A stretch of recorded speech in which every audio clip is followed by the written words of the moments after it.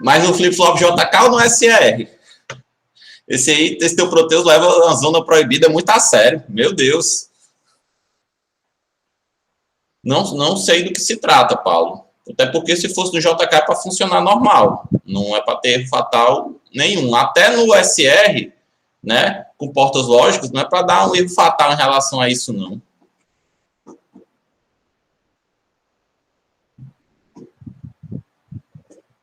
Então, a minha outra dica que eu posso dar é sugerir usar um flip-flop de verdade, não com portas lógicas.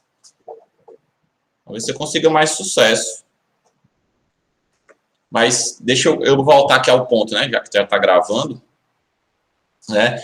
Gente, bom dia a todos. Hoje a gente vai fazer exercício, se der tempo, né? A gente começou um pouco mais tarde, eu vou falar para vocês sobre a descrição de estados.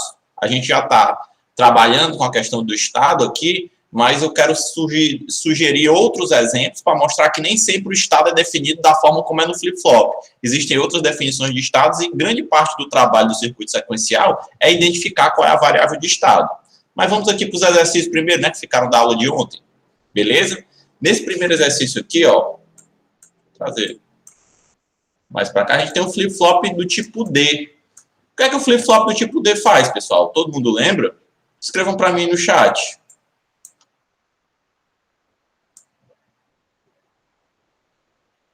O que é que o flip-flop do tipo D faz?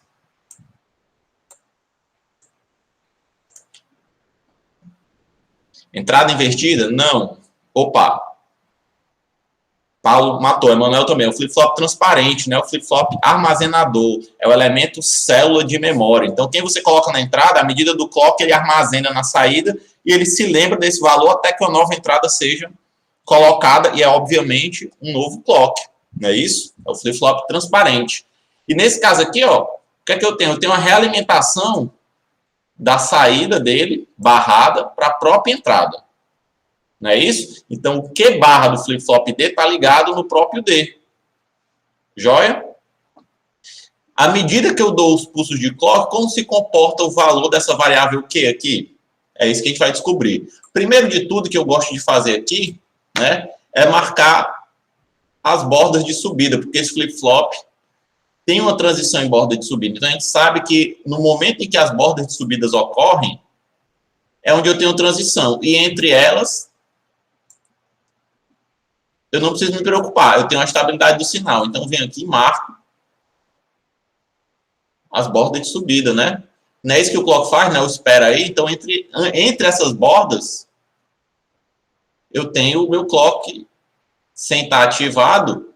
E é óbvio que o flip-flop vai estar esperando por nós ajustarmos a sua entrada. Então, eu sei quais são os momentos em que eu tenho que tornar relevante a situação da entrada para que ela faça efeito na saída, que são nessas bordas de subida, né? De acordo com o desenhozinho do flip-flop. Uma dica aqui, galera.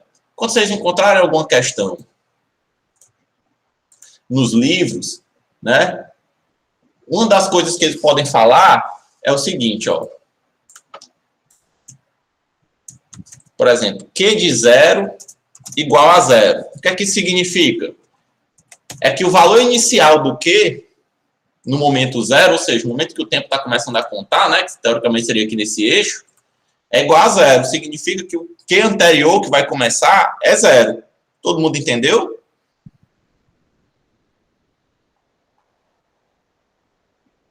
Outra forma bonitinha de falar isso, que às vezes você encontra nos livros, ele diz o seguinte, ó, supondo as condições iniciais nulas. O que isso quer dizer? Quer dizer que ele vai começar aqui, ó, o Q com 0. Condições iniciais nulas. É que ele começa aqui, ó, com o valor de Q em 0. Tudo bem? Então, quando não tiver desenhado lá, você procura ou pelo Q de 0, ou então por essas condições iniciais. Ele fala, condição inicial 1. Aí é porque ele já começava com 1. Então, se esse Q de 0 aqui foi igual a 1, ele já começava com 1. Nesse caso, a gente supôs essa condição inicial nula. Beleza? Então, vamos começar aqui a resolver. Eu tenho uma realimentação direta de Q barra para D. Então, o valor que vai estar na entrada D é sempre o inverso do que vai estar na saída Q. Tudo bem, pessoal?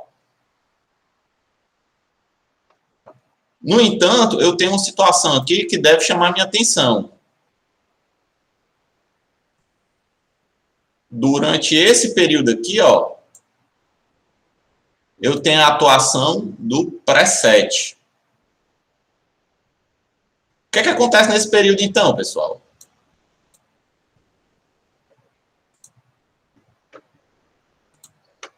Hein?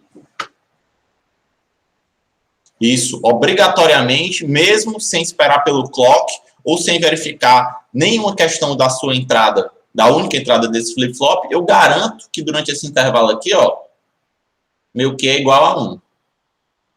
Tudo bem? Nem olho para quem está antes nem depois, mas durante esse período aí ele vai ser igual a 1, porque é uma entrada assíncrona, ela vai falar mais alto que as outras. Beleza? Vamos calcular agora nos outros intervalos. Então vamos lá. Essa minha condição inicial, ela vai até o primeiro pulso, perdão, até a minha primeira borda de subida. Quando chega aqui, o que é que acontece com o valor de Q? Veja bem, ó, durante esse período aqui, Q era igual a 0. Você concorda? Todo mundo está vendo isso aí? Se Q é igual a 0, quem é Q barra, pessoal?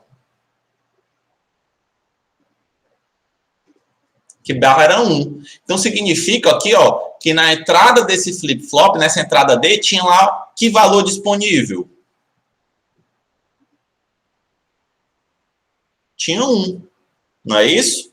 E uma vez que tinha 1 na entrada desse flip-flop, quando ocorre o clock, no flip-flop D, quem está na entrada passa para a saída. Então, o valor de Q vai assumir o valor 1, que é quem tinha na entrada dele. Beleza? Todo mundo entendeu, galera? E ele vai ficar com esse valor 1 até o próximo borda de subida, até a próxima atuação do clock. Tranquilo até aí, galera? Todo mundo entendeu?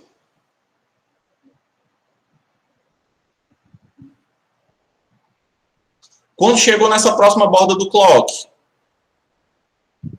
o que é que vai acontecer? Durante esse período aqui, ó, quem era o valor que era Q barra? Que é quem está disponível na entrada D. Se Q é igual a 1, Q barra é igual a quem, pessoal? A 1? A 0. Não é isso? Então, durante esse período aqui, Q barra é igual a 0. E na hora que chega o pulso de clock, como Q barra é igual a 0, o que é que acontece com o flip-flop D? Ele pega esse 0 que está disponível na entrada D e joga para a saída. Então, aqui, ó, quem estava em 1 vem para 0. E vai permanecer em 0 até o próximo pulso de clock. Beleza? Quando chegou nesse próximo pulso de clock aqui, quem era que estava disponível em D? Não é Q barra? Quem era Q barra aí? 1, não é isso? Da mesma forma, então, ele vai inverter aqui, ó. Se o D é igual a 1, né, que é o valor que tinha em Q barra, o meu flip-flop sai de 0, vai para 1 e permaneceria em 1 aqui, ó, até o próximo pulso de clock. No entanto,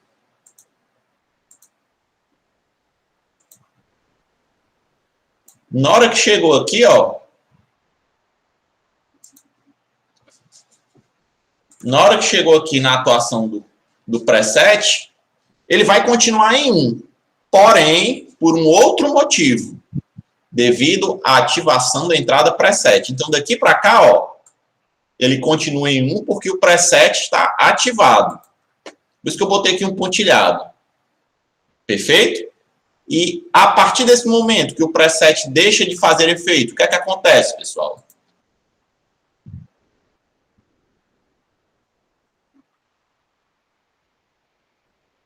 Isso, não acontece nada, ele fica 1. Por que ele fica 1? Porque ele tem que esperar o próximo pulso de clock. Então, eu vou permanecer ele aqui em 1, ó, até o próximo pulso. Tudo bem? Quando chega o próximo pulso, quem é o valor que Q vai assumir? Se o Q aqui estava em 1, significa que o Q barra estava em 0. Como a gente sabe que o Q barra que está disponível aqui na entrada D, o que é que acontece com esse flip-flop? Ele pega esse valor e joga em Q, né? Vem para 0 permanece em 0, ó, até o próximo pulso de clock. Perfeito? E aqui vocês já notaram como é que ele vai funcionar, né? Vai continuar invertendo aqui. Perfeito? Então chega aqui, ó, para 0. E vai permanecer, porque não tem mais pulso de clock. Beleza, pessoal? Difícil isso aí ou não?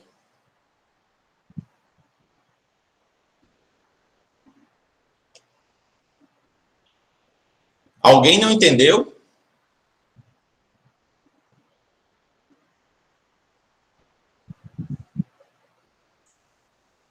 Pessoal, vocês estão aí? Além do Emanuel. O Emanuel está sempre participando aí. Quero saber a galera que está calado. Tássio também, deu certo. Clive entendeu. É difícil isso aí, pessoal.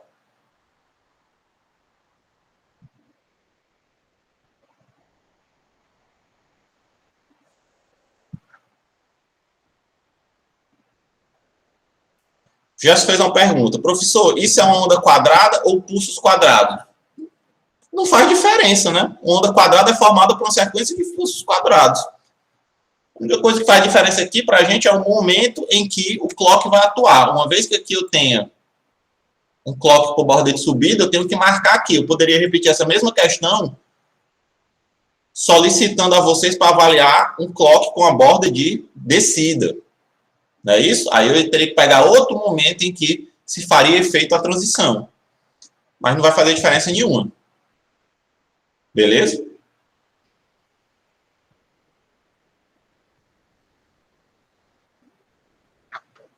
Isso, aqui ele não está um divisor de frequência em si por causa da ação desse preset, né? Ó. Mas se eu tivesse sem a ação desse preset, ele ia virar um divisor de frequência. Pega a frequência original do clock e divide pela metade. Amplitude negativa, a gente não trabalha com sinais com tensão negativa, Jefferson. Como é que apareceria essa amplitude negativa aí? Me ajude a tentar entender. Você só alimenta o seu CI de 0 a 5 volts. Acho que não daria, não apareceria aí. Perfeito?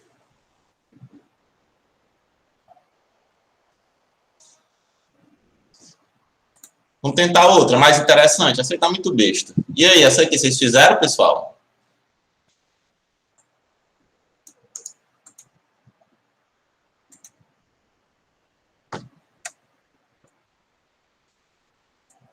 Alguém conseguiu fazer essa daqui?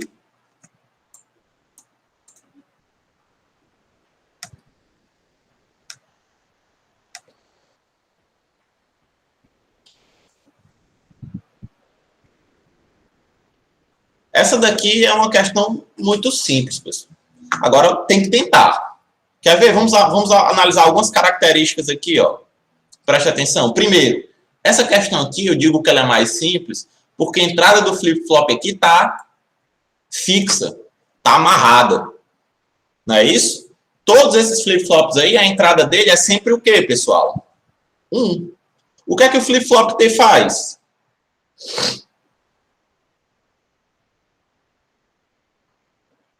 Isso, aí sim, ele inverte, né? Quando a entrada dele é 1, ele inverte o estado anterior. Quando a entrada dele é 0, ele o mantém. Então, em todos esses flip-flops aqui, quando tiver o clock, o que é que acontece com a saída? Hein, galera?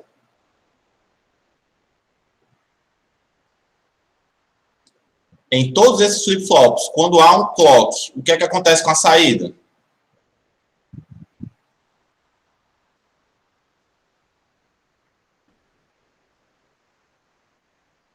Pessoal, vocês estão aí? Eu caí. 0. Inverte. Só que a gente acabou de falar. O que é que acontece quando a entrada é 1 no flip-flop? T. Ele não inverte? Todos eles estão fixos em 1. Então, quando tiver um clock em cada um desses flip-flops, o que é que acontece? Ele inverte. Não a entrada, Paulo. Ele não inverte a entrada. Ele inverte o estado anterior. Não é isso? Pronto. O Emanuel colocou Q anterior barrado. Perfeito? Meu Deus, eu tô com um mau pressentimento para essa próxima prova. Isso é a galera que tá vindo. Mas vamos lá. Pior na guerra, pede bombom e vem bala. Então, o que é que acontece? Eu vou, toda vida que tiver um clock nesse flip-flop, o estado anterior vai ser invertido. Beleza. Mas vocês vão notar o seguinte, ó, o clock original, deixa eu botar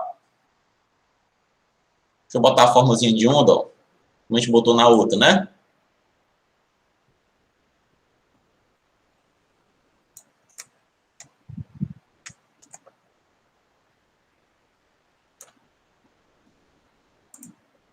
Aqui não vai ser clear, não.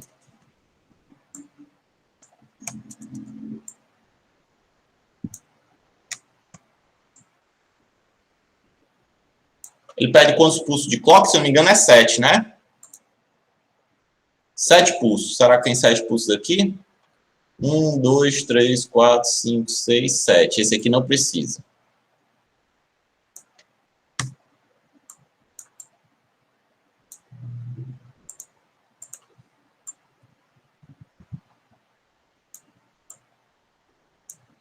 Pronto.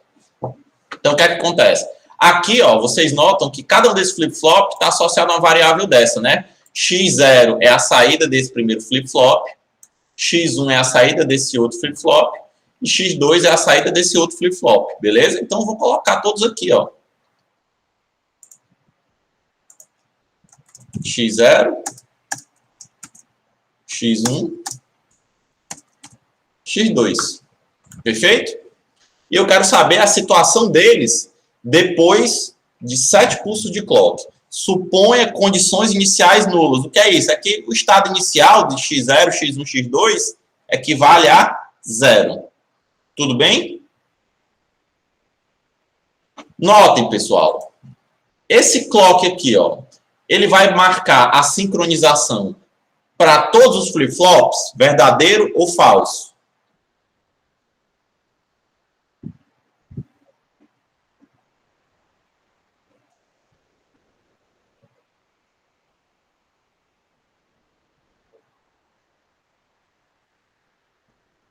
Eita, pessoal, é digitar V ou F aí no teclado. Cadê? Opa. Verdadeiro. Verdadeiro.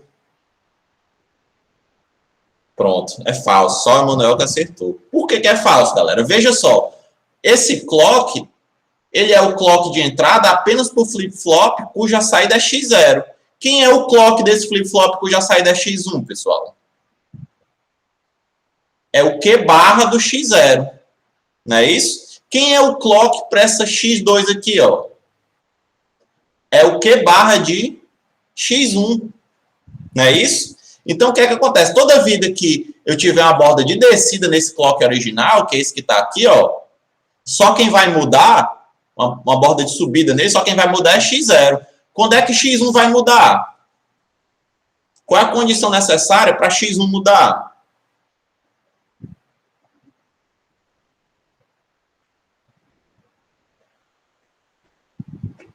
Hein, pessoal? As entradas, o Clive colocou, mas talvez não com as mesmas entradas. As entradas são fixas, Clive. T igual a 1 para todos os flip-flops. Pronto. Esse cara aqui só vai mudar quando X0 descer, não subir. Mas você falando aqui na borda de subida, por que quando X0 descer? Porque aqui está no quê? Barra, exato. Então, quando eu tiver uma borda de descida de X0, é que eu vou ter uma transição em X1. E X2? Vai mudar quando?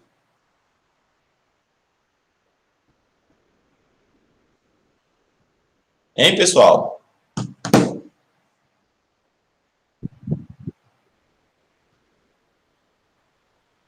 X2 vai mudar quando? Pronto.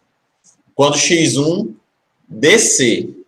Quando X1 for de 1 para 0. Por quê? Porque é no Q barra de X1. Vocês entenderam isso, pessoal? Ainda não risquei nada. Estou só analisando como é que está a ligação aqui entre os flip-flops. Do clock, o que é que vale cada um. Tudo bem? Note, aqui essa questão é mais simples porque todas as entradas estão fixas em 1. Eu podia ter um gráfico aqui com essa entrada T variando também, mas todas elas estão fixas. A questão mole. Essa questão aí não cai em prova, muito mole. Beleza? Vamos então avaliar. Vamos avaliar logo x0 aqui. Por quê? Porque x0 é quem está ligado diretamente a essa transição de clock aqui. Beleza? Veja só. x0, que a condição inicial era nula, vai permanecer 0 até a primeira borda de subida. Quando chegou na borda de subida, o que é que acontece com x0, pessoal?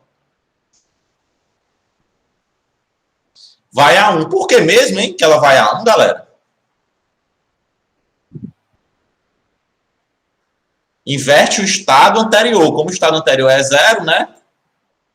Ela vem para 1 e permanece em 1 até quando?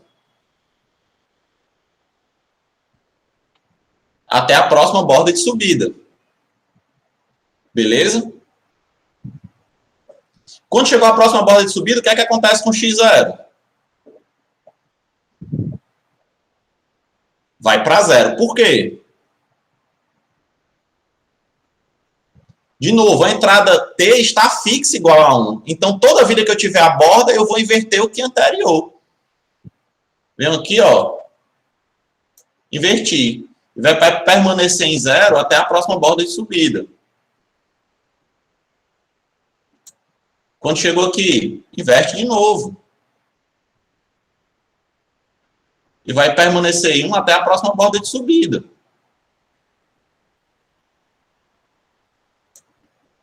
Inverteu de novo.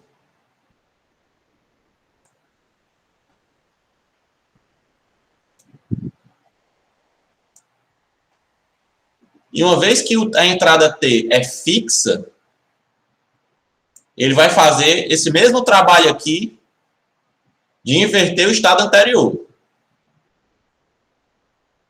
Similar àquela questão anterior que a gente fez com o flip-flop D, só que aqui com o flip-flop D.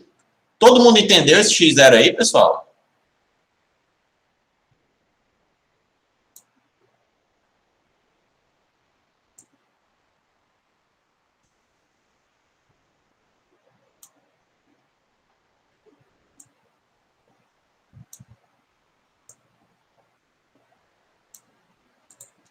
Beleza? Aí eu pergunto, eu quero analisar x1. Quando é que x1 vai ter a mudança nele, no estado de x1, pessoal?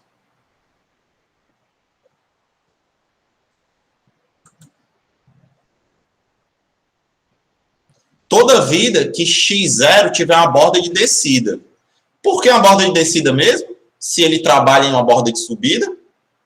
Porque a entrada do clock, do flip-flop responsável por x1 está ligado no Q barra, no inverso de x0. Então, ao invés de procurar uma borda de subida, eu vou procurar para uma borda de descida, porque ele está ligado na inversa, né? A borda de subida do barrado é uma borda de descida do normal. E o contrário também. Vocês entenderam isso, pessoal?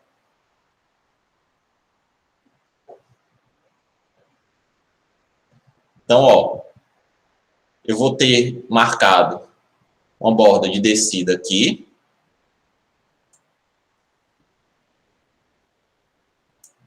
Uma borda de descida aqui.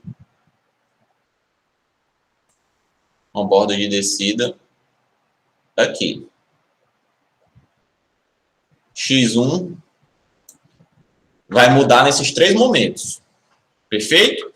Vou fazer o gráfico dele aqui, então. Então, ó, ele que começou com 0, vai permanecer em 0 até essa primeira borda aqui, ó. Quando chegou aqui, o que é que acontece com o x1, pessoal?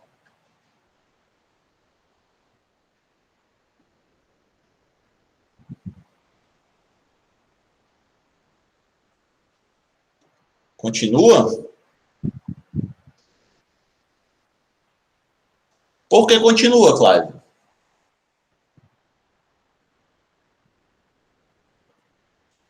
De novo, ó.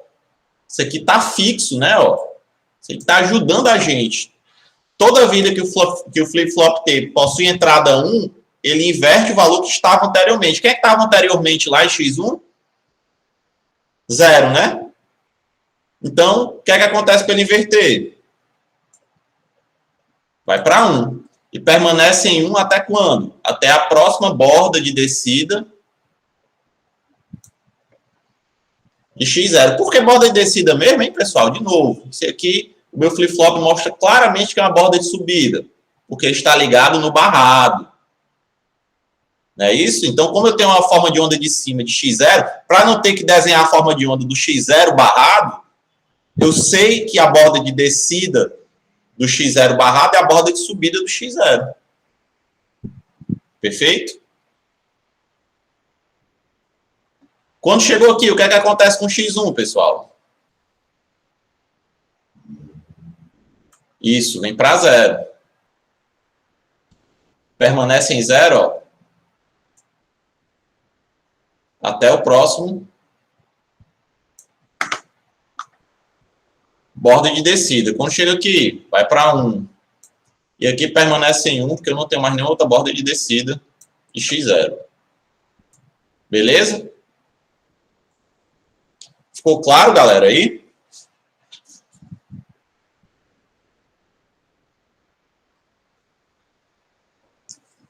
Vamos analisar o x2 agora. Não menos importante. O x2, eu tenho que buscar que tipo de movimentação do clock para marcar a sua transição, galera. Que marcador eu tenho que procurar aí no x2? Vai dizer que ele vai mudar de estado. Isso, borda de descida de x1, ou seja, bem aqui, né?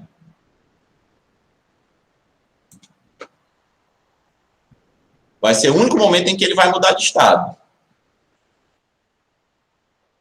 Então, daqui para cá, ele permanece. Quando chega aqui, o que é que acontece com o x2? Vem para 1. E veio aqui, ó, permanece em 1. Porque eu não tenho mais nenhuma borda de descida de x1. Beleza, pessoal? Então, para responder a pergunta, qual é a situação de x2, x1 e x0 depois de 7 pulsos de clock? Todos assumem o valor 1. Perfeito? Ficou claro, pessoal, como analisamos essa questão?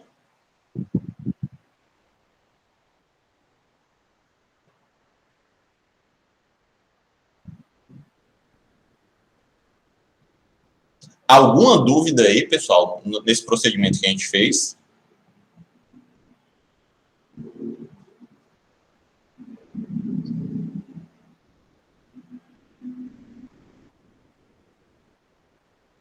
Note. Alguns de vocês notaram isso na questão passada, né? Que era o divisor de frequência. Aqui também, ó. Essa onda aqui, que é a original do clock, depois que passa pelo x1, tem a frequência dividido por 2, né? Período dobrado. Não é isso? E o x0, depois que passa por x1, tem um período dobrado. E x1, depois que passa por x2, tem um período dobrado. É um divisor de frequência também, né? Perfeito?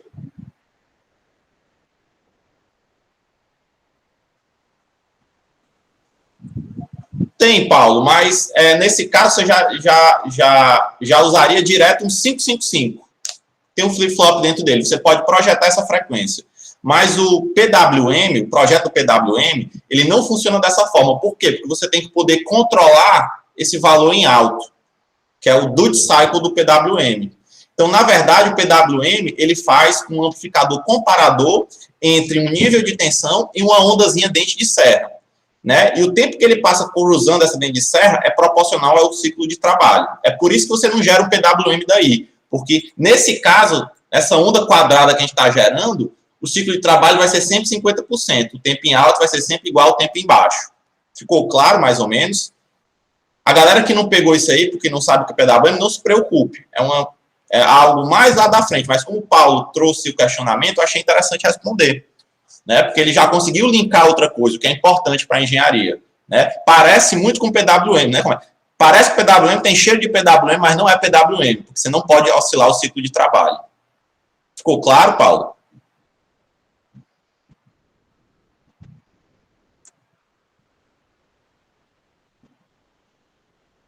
Mas você entendeu aí porque não é bem um PWM?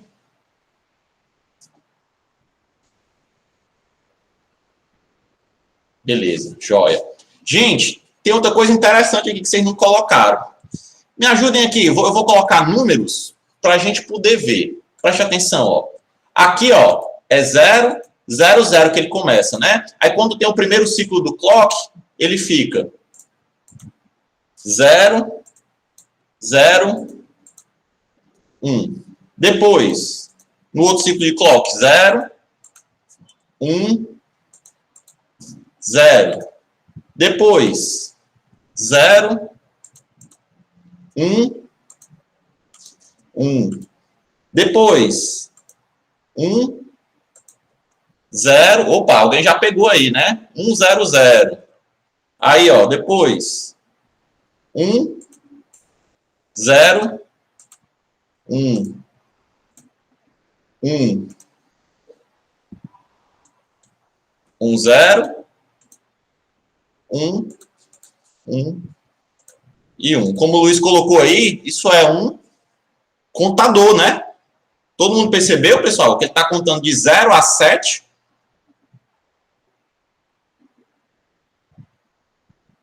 Em binário. Uma vez que esse meu contador ele é temporizado, né? Não, começou do 0 aqui, pessoal, ó. Se tivesse começado do 1, o próximo passo era esse já. Ele conta do 0 ao 7. Esse é temporizado, eu tenho um cronômetro. Tá claro? Se eu colocasse esse período aqui de 1 segundo, viraria um cronômetro regular para a gente. Beleza?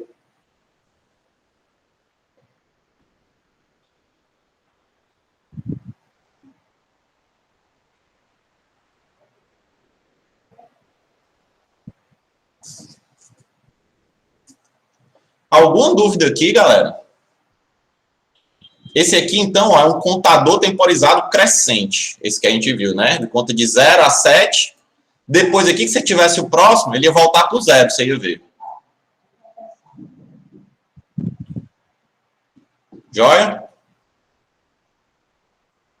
Tarefa de casa. Vê se vocês pensam, né? Para próximas aulas, né? Suponha esse flip-flop T, não esse, mas tá aqui, ó. Suponha esse flip-flop T aqui para implementar um contador. Como é que eu implementaria um contador só de 0 a 5, ao invés de 0 a 7?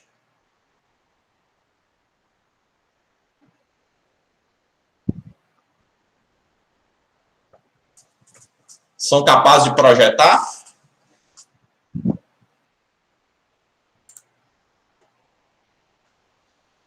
Outra questão interessante que a gente faria, o que é que aconteceria, ó, se a gente pegasse e bagunçasse isso aqui, ó, fizesse uma baguncinha aqui?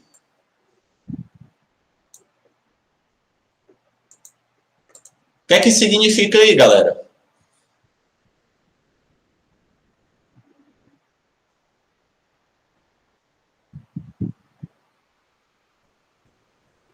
Foi que eu mudei ali. Pronto. O momento em que x1 vai transitar. Não é isso? Agora ele vai ser na borda de subida de x0, né? Ele seria nesse ponto, né? Ou nesse ponto, ou nesse ponto, não é isso? Ou nesse ponto aqui. Perfeito? Outra boa questão. Né? Com bordas diferentes para cada flip-flop. Então, esse do meio continuaria de subida, e se os dois da ponta fossem borda de descida, o que é que aconteceria? Dá para bagunçar um bocado. Mas ficou claro aí, pessoal? Quem tem essas duas questões em casa? Esse aqui do meio com a borda de descida, o flip-flop, e o contador só de 0 a 5. Aí eu não sei, Paulo. Você propõe a sua sugestão. Como é que eu paro? O que é que eu faço? Não é nem parar, né? É voltar para cá. Esse aqui, se você der outro pulso de clock aqui, ó, quer dizer, você ia ver que ele ia voltar para o zero, né? Porque assim como o cronômetro, ele tem que voltar para o início. Beleza? Então, depois desse cara aqui, ó, se você der mais um pulso, você vai ver aqui que ele vai voltar para o zero. Ele tem que ser cíclico. Perfeito? Então, como é que eu faria para que depois do 5, né? Aqui eu tenho 4, depois aqui do 5 eu voltar para o zero. Contar só de 0 a 5, ao invés de 0 a 7. Faça um projeto aí, vai ficar bacana. Joia? Gente, me dê só um segundo, vou beber uma água. Com a garganta aqui pegando fogo, rapidão. E a gente vai falar agora sobre estados, tá certo?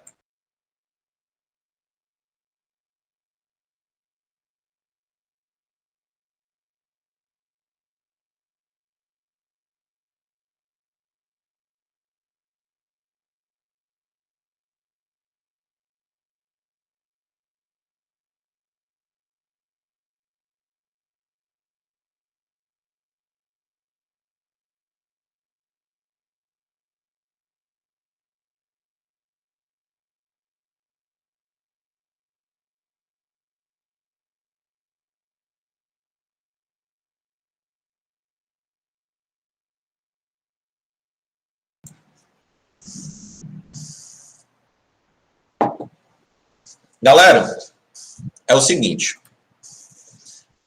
A gente aprendeu, durante essa primeira parte, a entender qual foi o efeito da realimentação, que foi esse elo que surgiu aqui, ó, entre saída e entrada, numa combinação de portas lógicas, não foi? A gente viu que a partir desse momento, a resposta do sistema não depende mais puramente da combinação das suas entradas, que nesse caso era A e B. Dependia também, além da combinação das suas entradas, do estado anterior.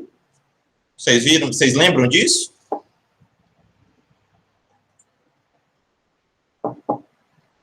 Nesse caso, a outra variável que a gente precisava para dizer quem vai ser a resposta de Q era o próprio valor de Q no momento em que a gente fazia o experimento. Vocês lembram também aquela brincadeira que a gente fez do laboratório? Chegava duas turmas de laboratório. Quando um chegou, o LED estava ligado. Quando outra chegou, o LED estava desligado. Você lembra desse experimento? Então, é porque a variável de estado nesse sistema era a própria saída. No entanto, nem sempre um sistema, a sua variável de estado vai ser a própria saída.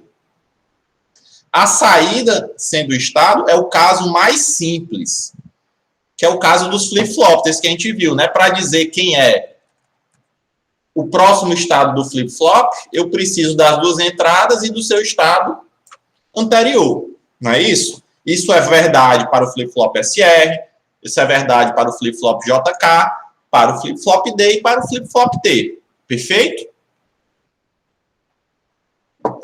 Mas nem sempre a minha variável de estado é a saída anterior. Pode ser uma variável independente da saída.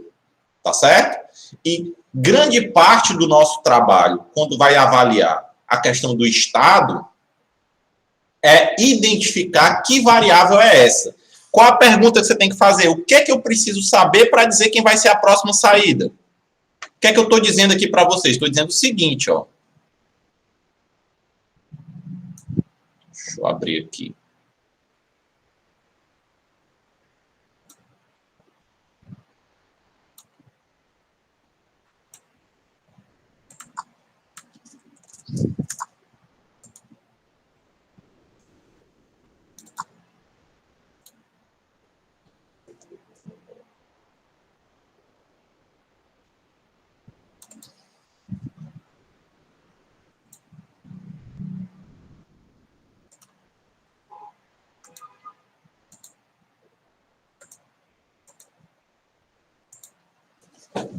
Vocês voltaram a ver aí a apresentação, pessoal?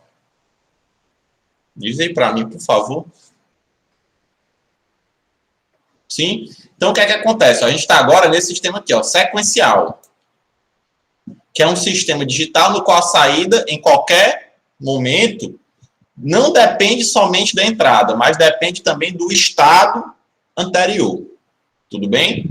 Daí vocês já entenderam o que foi isso. O exemplo da televisão, etc. Né? Ó, que o exemplo da televisão, o que é que aconteceria quando eu ligasse, apertasse o botão de liga e desliga. Né? A gente já viu isso. Depende do estado anterior da tela da televisão. Se a televisão estiver desligada, ela vai ligar. Se ela estiver ligada, ela vai desligar. Pronto, a Emmanuel já matou isso. É exatamente o flip-flop do tipo T. Perfeito? É isso aí que tem lá por trás do botão da televisão. Joia? Mas o que é que acontece, pessoal? Nem toda situação de estado é baseado na saída anterior. Algumas são baseadas em outras situações. Quer ver? Vamos avaliar a seguinte situação aqui, ó.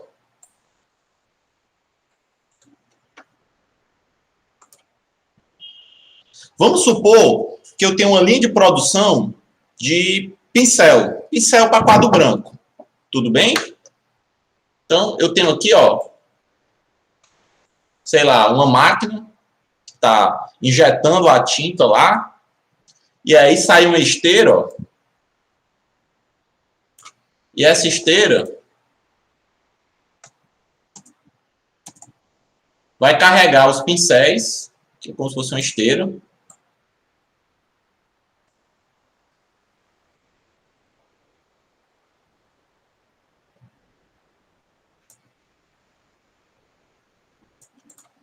Opa, vou fazer assim para ser mais rápido.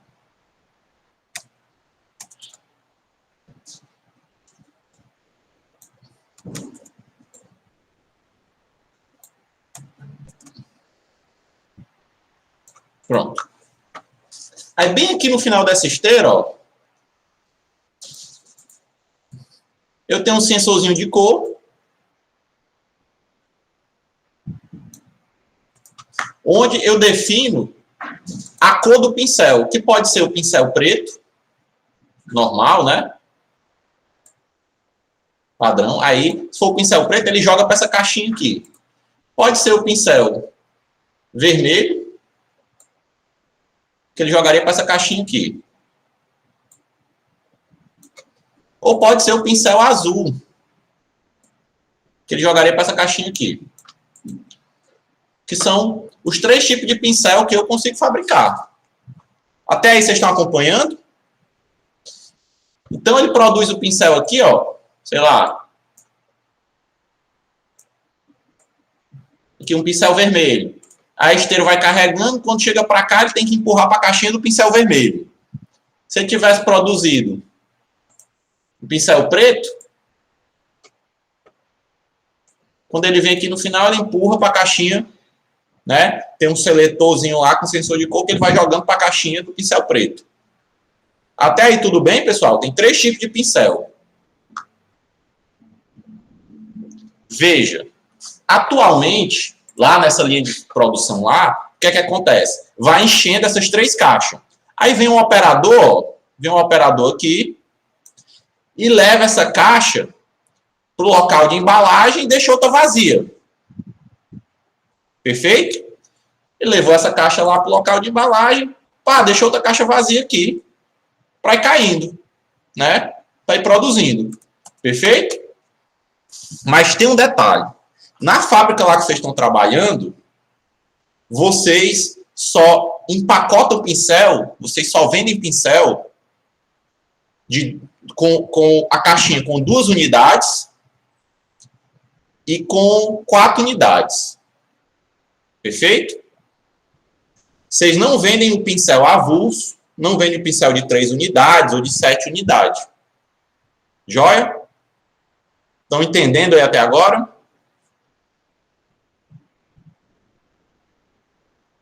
Beleza. E aí você, recém-formado, aí do curso de Engenharia Elétrica e Engenharia da Computação, né? Foi contratado e chegou lá, o chefe falou, rapaz, é o seguinte, esse operador aqui, esse colaborador que carrega a caixa, ele tem muito problema, né, de a questão ergonômica em si do trabalho, é um trabalho pesado, por mais que tenha um carrinho que ele vai puxar lá, é complicado. E eu...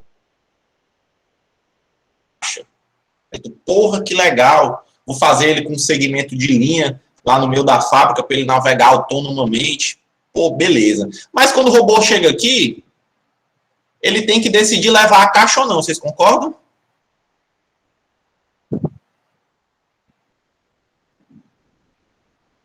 Né? Beleza.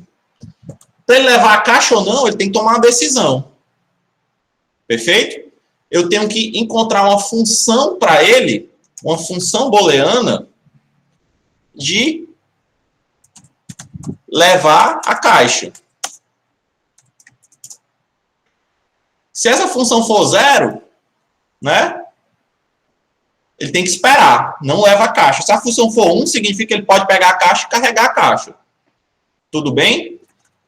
E aí eu pergunto a vocês, quem são as variáveis nos quais depende essa caixa, se eu levo ou não a caixa?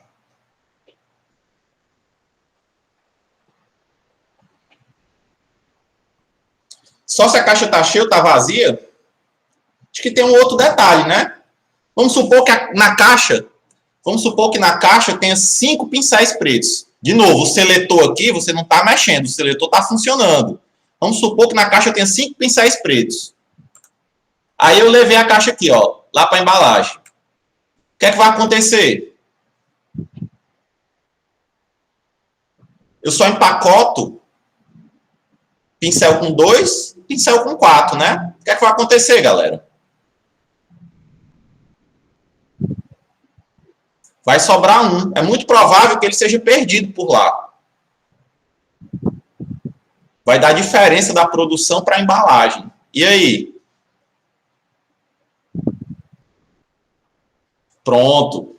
O Paulo colocou, eu tenho que fazer um contador que registra a quantidade. Aí é que eu pergunto, eu preciso saber a quantidade de pincéis ou eu preciso saber só se a quantidade é par ou ímpar? Eu preciso saber se tem 6? Não. Preciso saber se tem 12? Não. Preciso saber se essa quantidade é par ou é ímpar. Vocês estão entendendo?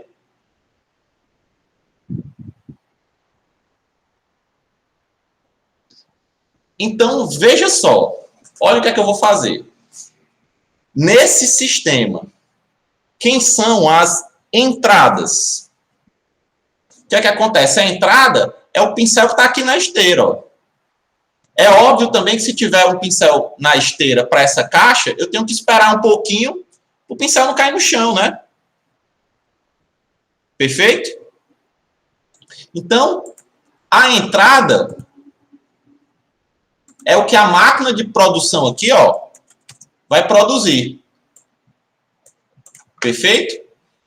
Então, eu tenho, ó, entradas. Pertence a que conjunto as entradas? Quem é que são as possíveis entradas desse sistema? Quem é que a máquina lá pode produzir?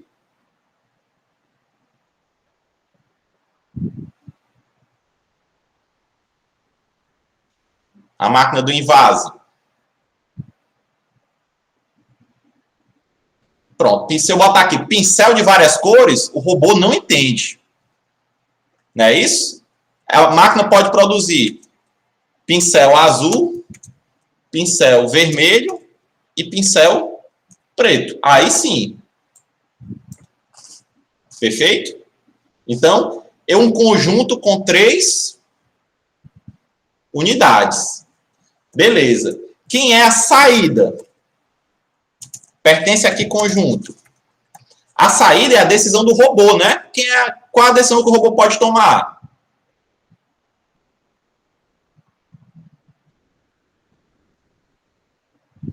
Isso leva ou não? Carrega a caixa ou espera? Não é isso?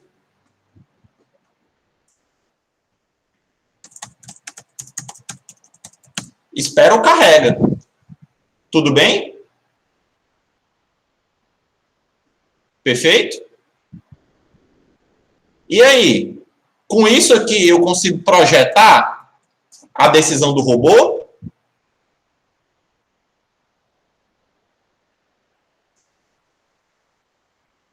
Sim ou não, galera? Não. Por que não?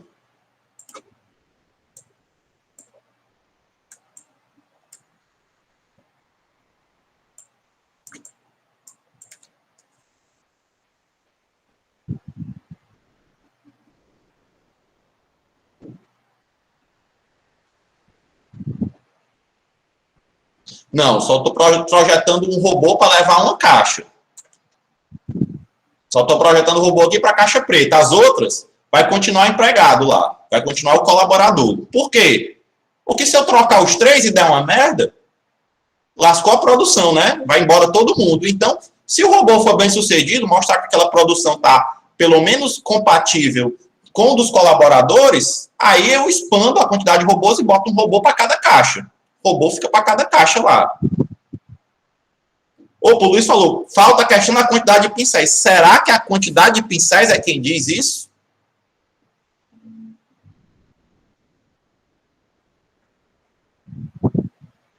É, Jefferson? Eu acho que não. Pronto, não é a quantidade. Se o robô chegar aqui, não interessa se tem 20 pincéis ou 2 pincéis. Ele leva. Vocês entenderam? Ele não vai ficar parado. Então é a quantidade. E aí é que vem a questão do estado, pessoal. Veja. Para o robô tomar essa decisão, espera ou carrega. Eu preciso saber do quê? O que foi produzido. Vamos supor, ele diz aqui, ó. A máquina produziu um pincel preto. A máquina produziu um pincel preto. Aqui ele, ó. Tem um pincel preto na esteira. Eu carrego ou espero?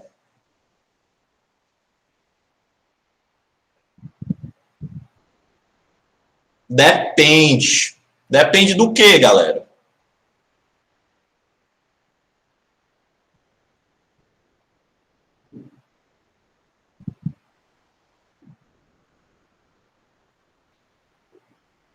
Depende da quantidade de pincéis que tem aqui ser ímpar ou par. Se eu produzir um pincel preto e a quantidade de pincéis que tem aqui é ímpar, o que é que acontece? Eu levo. Por quê? Porque esse pincel preto, quando cai aqui, vira uma quantidade par e o robozinho, ó, pode empacotar. Não é isso? Mas se a quantidade de pincéis aqui é par e eu produzi um pincel preto, né? Ou seja, se ele jogou um pincel preto aqui, o que é que tem que acontecer? Eu espero, porque a quantidade de pincéis agora ficou ímpar. Vocês entenderam?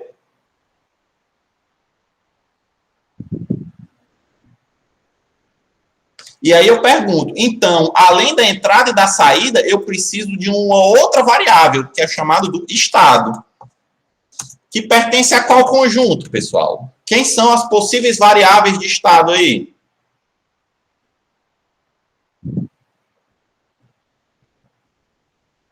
Pronto, se a quantidade de pincéis preto é par ou ímpar, se a quantidade atual é par ou ímpar. Todo mundo entendeu? De novo, não importa se essa quantidade par é 20 pincéis ou 200 pincéis. O que importa é se ela é par ou é ímpar, porque quando chegar lá eu sei se eu posso empacotar ou não. Ficou claro, pessoal? Veja só. A variável de estado aqui não é igual à saída. Quem é a saída? Carrega ou não carrega? Quem é a variável de estado? Quantidade par ou ímpar de pincéis na caixa.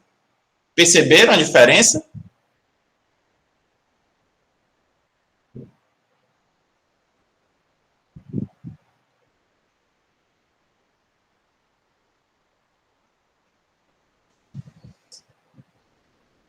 Então, essa função aqui, ó, ela depende da entrada, que é o pincel, não é isso?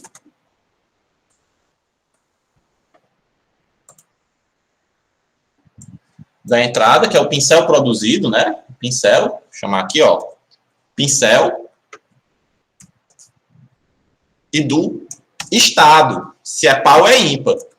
Com base nessas duas variáveis, eu posso dizer para o robô para levar ou não a caixa. Não é um mais aí, nem é um ou. Depende de ambas. Lembra que no flip-flop eu preciso saber não só o valor de J e K, mas também o valor do estado anterior? Nesse caso, esse cara aqui é o estado. A situação anterior da caixa. Tá fazendo sentido, galera?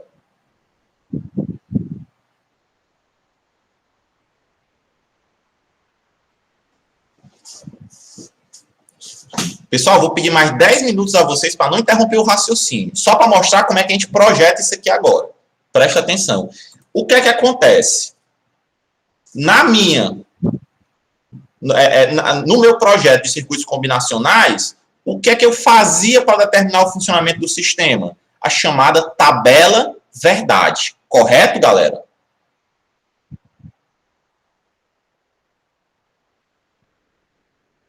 Pronto. Aqui eu tenho algo similar, mas como eu tenho um outro tipo de variável que vai depender dessa saída, eu não tenho mais uma tabela linear, que é só... A tabela era assim, né? Desse lado aqui a entrada, desse outro lado aqui a saída. Não é isso? Uma vez que eu tenho um outro tipo de variável que também vai determinar o comportamento da saída, eu vou ter agora uma tabela de transição de estados. Perfeito? Como é que funciona essa tabela de transição de estados? Eu vou ter as entradas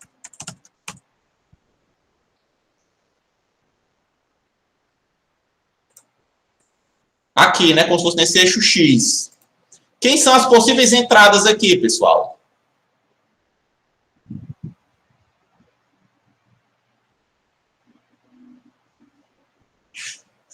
Hein, galera?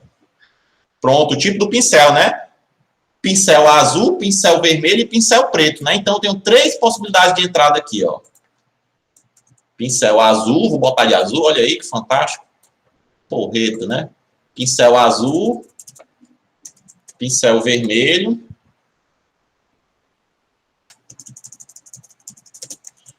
pincel preto. Perfeito? Nesse outro eixo aqui, ó,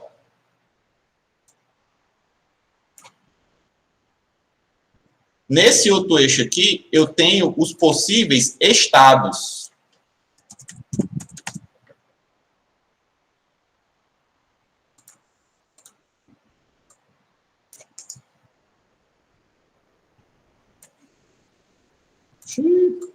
Pronto. Nesse outro aqui eu tenho os possíveis estados. Quem são os possíveis estados aí, pessoal? Isso, se a quantidade de pincéis da caixa é par ou é ímpar, né? Par ou ímpar. Perfeito?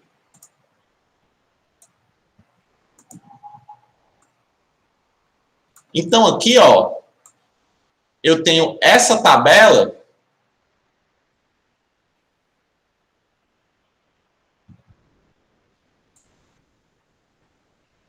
formada por 6 células. Tudo bem? Cada célula dessa tabela vai ter a seguinte informação. Ó, cada célula, vou botar aqui, cada célula dessa tabela, ela vai dizer a seguinte informação. Deixa eu ver se eu tenho aqui melhor.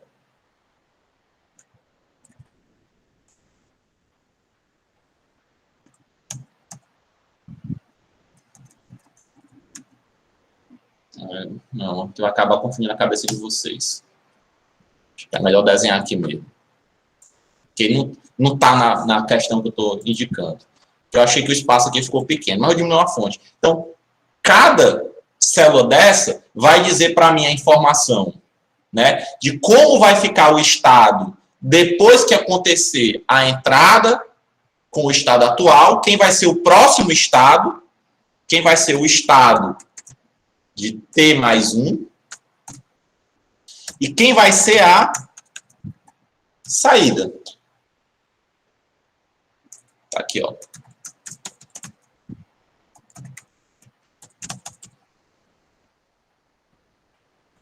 Tá com todas as letras para não confundir vocês. Então, em cada célula dessa vai ter duas informações. O próximo estado e a saída que vai acontecer. Quer ver? Preste atenção. Vamos ver se vocês sabem responder. Tá de azul aqui, ó. Não, tá de roxo, que não tem um pincel roxo. Se a quantidade atual for par, de pincel preto, a gente tá no novo, a gente tá vendo a caixa dos pincéis pretos. Só botamos o robô naquela caixa. Tá certo? Então, se a quantidade aqui nessa caixa aqui for par, sei lá, tinha 100 pincéis. E aí eu produzi aqui, ó, se a quantidade for par, e eu produzi um pincel azul, ou seja, a informação vai estar nessa célula, né? Na caixa preta, qual vai ser a quantidade de pincéis pretos?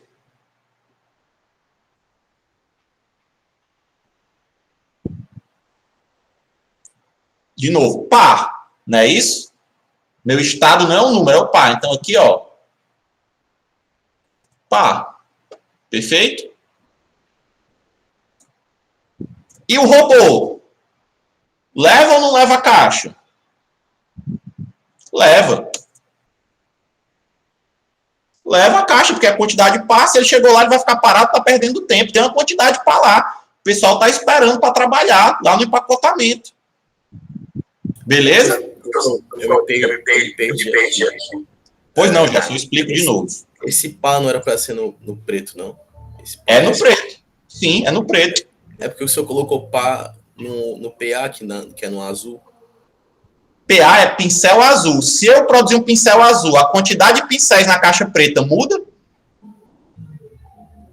Não, sim, de fato. Mas a gente então, a quantidade de pincéis na caixa preta continua pá. Continua pá. Aí a célula que eu tinha que preencher não era essa. A célula aqui, ó. Isso daqui é a célula, ó.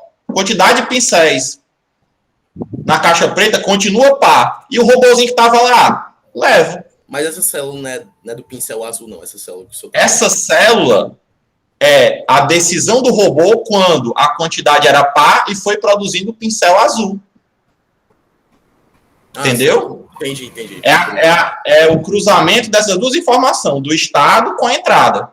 De novo, eu só estou trabalhando na caixa preta. Perfeito? Todas essas decisões do robô é a caixa preta. Na caixa vermelha e na caixa azul tem uma pessoa, não tem um robô. Cada um cuida da sua caixa. Fez sentido mais agora? Fez sim, senhor. Pronto? Beleza. É importante vocês entenderem, gente. Qualquer dúvida, faça como o Jefferson, por favor. Vamos ver essa outra aqui, ó. Se eu tenho uma quantidade de pincéis preto, pá, e produzir um pincel vermelho, o que é que acontece? A quantidade de pincéis na caixa preta vai ser o quê? Vai continuar pá. E o robozinho que estava lá? Leva. Beleza? Mas, se eu produzir um pincel preto e a quantidade de pincéis na caixa era pá, o que é que acontece? A quantidade agora ficou ímpar.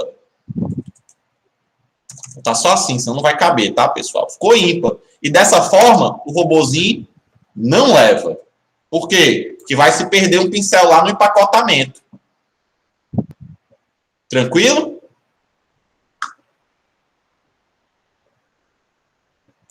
Vamos avaliar agora, no caso da quantidade na caixa ser ímpar e eu produzir um pincel azul. O que é que acontece?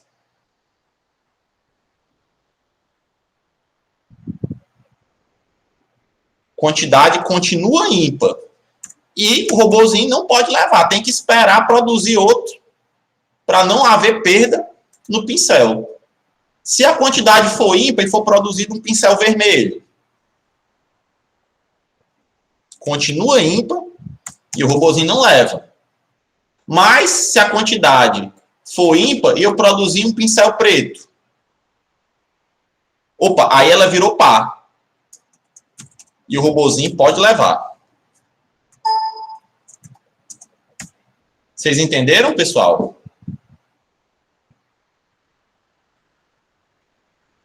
Então, ó, essa tabela de transição de estados vai descrever o funcionamento do robô. Beleza? Todo mundo entendeu? Qual vai ser o desafio da gente? Fazer um circuito que implementa ela. Até aí tudo bem?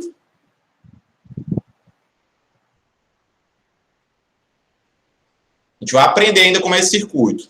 Tenha calma. Mas o que é que ela vai usar? Vai usar flip-flops para fazer esse circuito aí.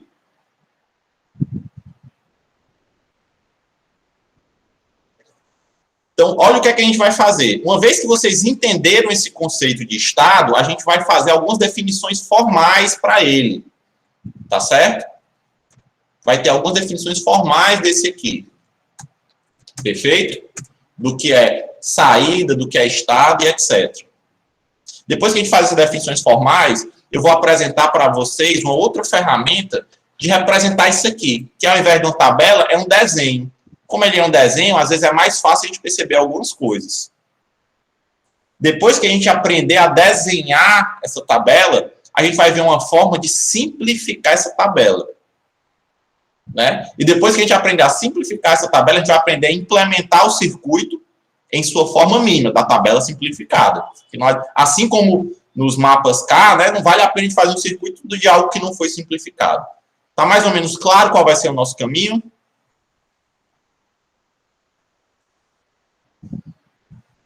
Pronto, então vou encerrar por aqui, porque vocês já me deram o meu tempo extra de volta, que eu agradeço muito, galera. E de tarde a gente continua, tá certo? Vou interromper aqui a gravação.